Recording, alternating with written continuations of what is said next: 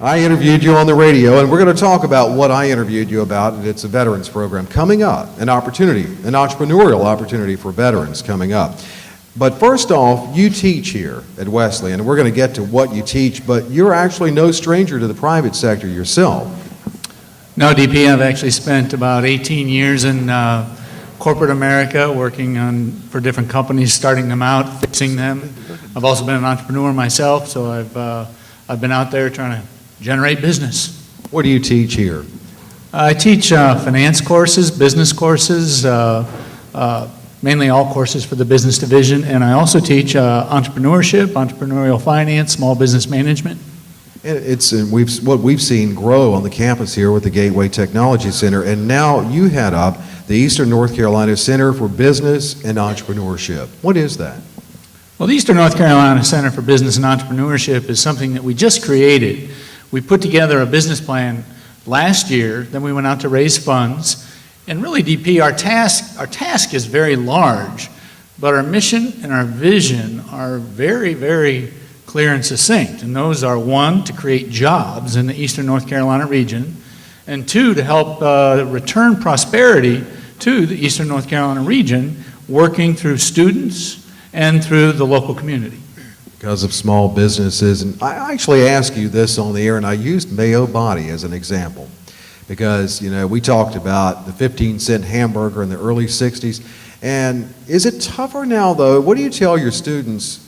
And are they looking more at ideas like this today and more service ideas? What advice do you give them? Well, one, when I teach class, I always ask the students, most of my students are juniors and seniors, and I have them show of hands and say, okay, when you get out of college, what is it that you want to do? And for the vast majority of our students raise their hand and say, you know, I'd like to get into business for myself. And then when we go out into the community, we see the same thing. We see the community says, you know, those, and we're going to steal a phrase from our business plan, those big buffaloes are not out there, meaning the big companies that bring in students, hire people in the community in vast amounts. They're not out there and as plentiful anymore. So what the community's telling us, what students are telling us is we want to go into business for ourselves. We want to create our own business. We want to be our own boss. What would you say to someone if they came out tonight and their idea was to open a general store and sell a little bit of everything? Would you think they could succeed today? Generally. Right.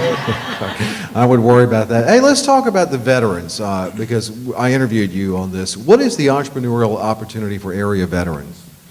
Well, what we're doing is starting January 15th, we're going to have a 10-week course Wednesday nights from 6 p.m. to 9 p.m. And we went to the Kauffman Foundation, probably definitely the world's largest entrepreneurial foundation, to learn how to teach this course. And we're going to bring in veterans, and we're going to work with them for 10 weeks, helping them, and the program is called Fast Track New Venture for the Veteran Entrepreneur. We're going to help them develop business plans and ferret out their business ideas and figure out if they can actually pull this off. And if they can pull it off, how can they pull it off? Very good. David Walker, thanks so much for judging, Okay. joining, and being a prop.